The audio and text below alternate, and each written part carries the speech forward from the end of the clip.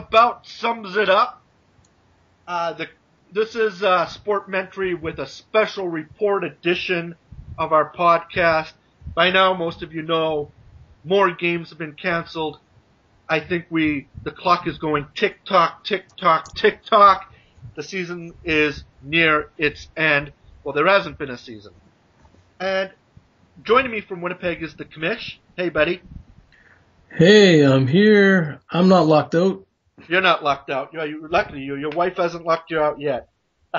Anyway, the Commish and I were talking offline as news was happening about this canceling more games. And the Commish says to me, Sport, I want to get the ball rolling. I have something to say tonight.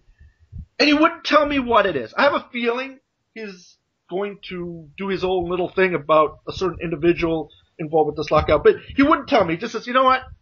I've had it. I just want to have my say. So you get the ball rolling. I'm going to listen to you for a little bit, and then we'll see where we go with it, all right? It's the podium's yours, buddy. Well, I was a little shocked that the NHL and the PA hadn't come to an agreement. I was looking forward to watching Winnipeg and Boston tonight, and that game's canceled.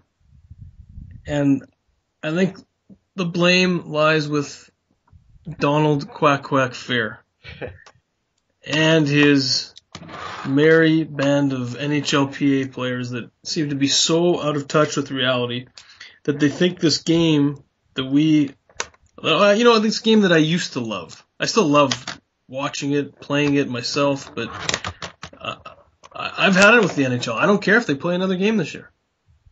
And I blame Donald Fehr. You know, we've hit a momentous moment on the show where our differences of opinion sometimes on this lockout has come full circle. I mean, imagine the Commish even agreeing with me on what we think of Donald Fehr. All right? Just think about this man. All right? Think about what he did. I try not to think about him, unlike you. I know you spend your nights thinking of him.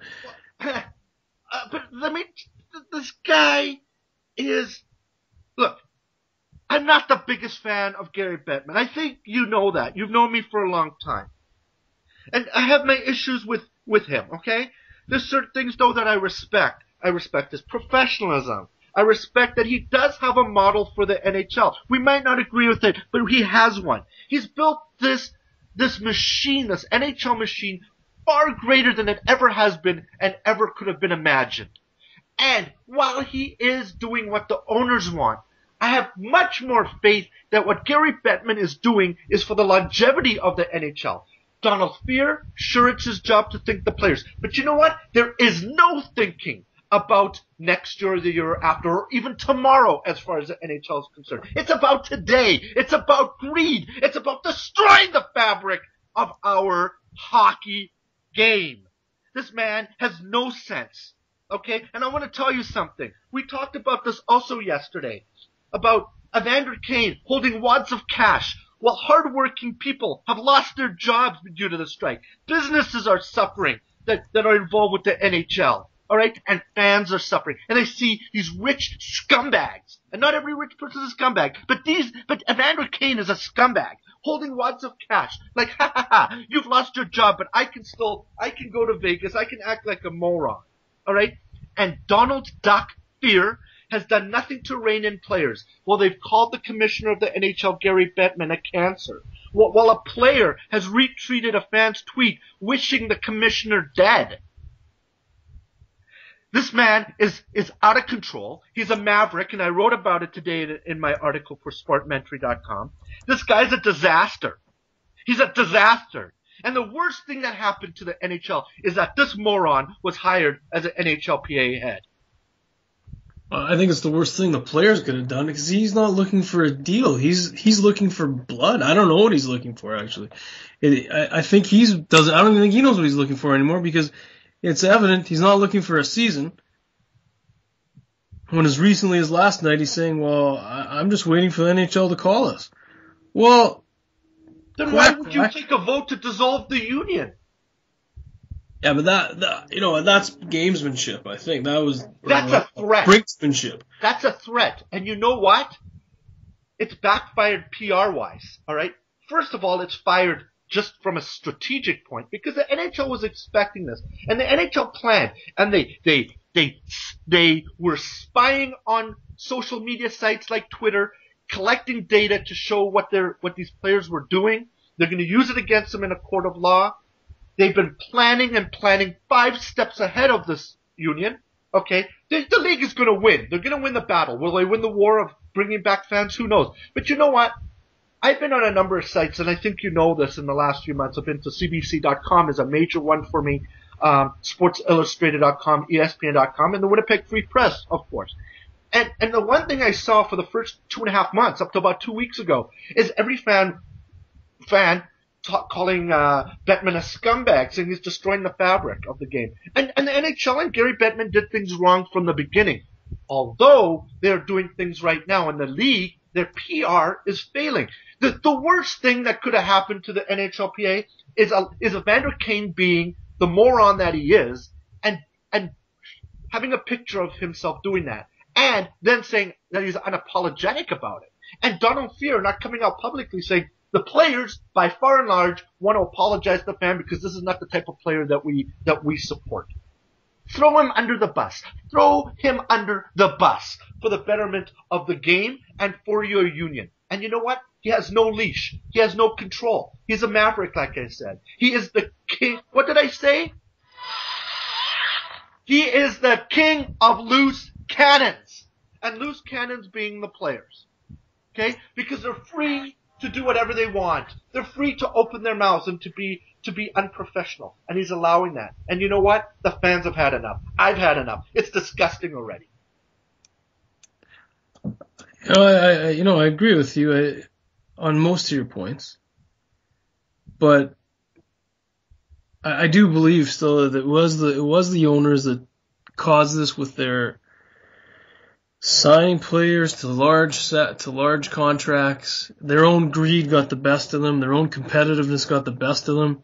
The players just took that lead, and they were misguided. If the NHL would have given them a partner to negotiate with at first, they thought they could trust, maybe they wouldn't have had to go to Donald Fehr.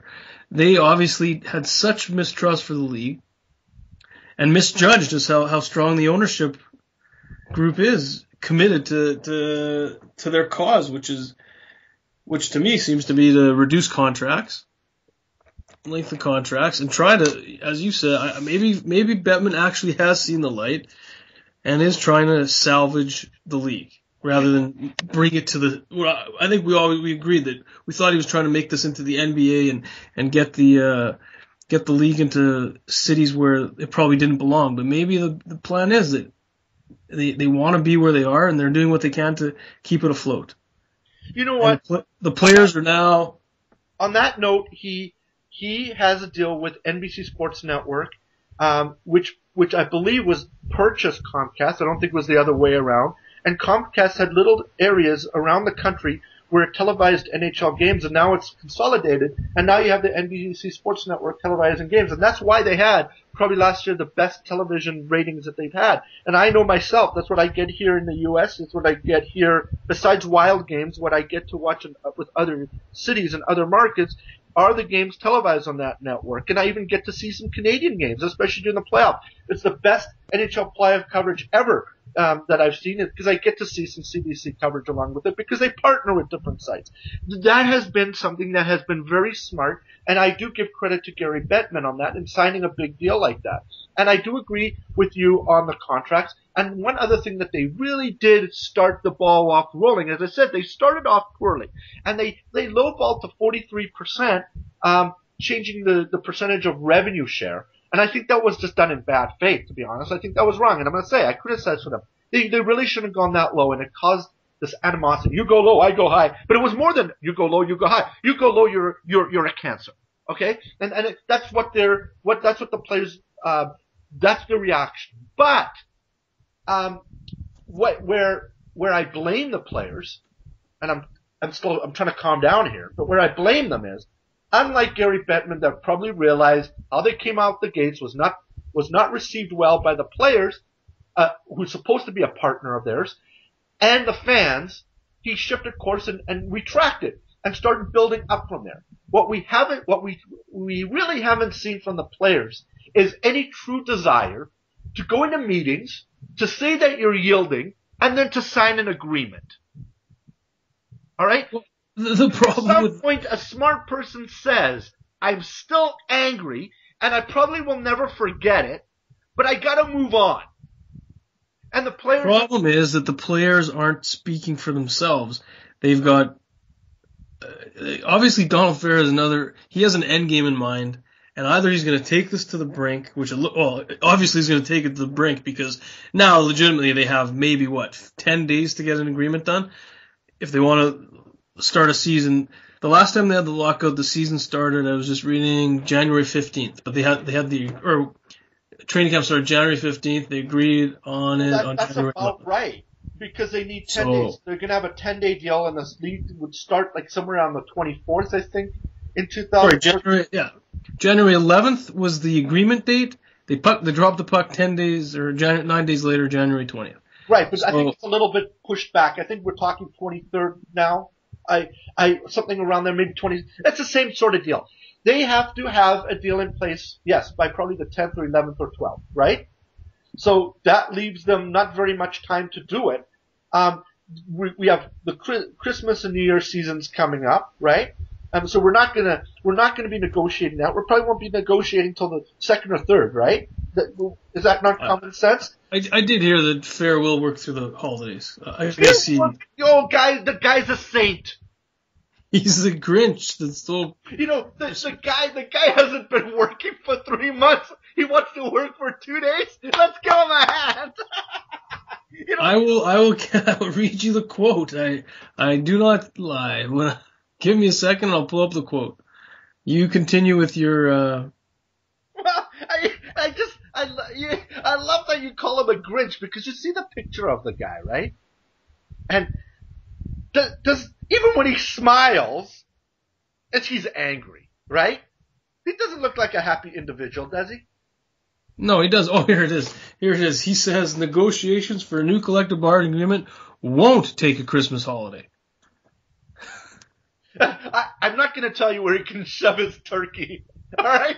And ham, But, to be honest, to be honest, and this is very cruel, but I can say it. I really can. It's not the nicest thing because I'm obese. I'm a big guy, all right, and I'm on a diet. And I hit my 11 pounds lost this week. I'm doing my best. Boy, I still have about another 1,000 pounds to lose, but that's beside the point. So I can say the guy doesn't need any more turkey or ham, so he probably should take the day off. Right? I just wonder if there maybe all this activity that's happening now, maybe they are actually working out agreement behind the scenes and we just don't know about it. Well, part of my article or commenting on various sites today was, what, and I've written articles about this.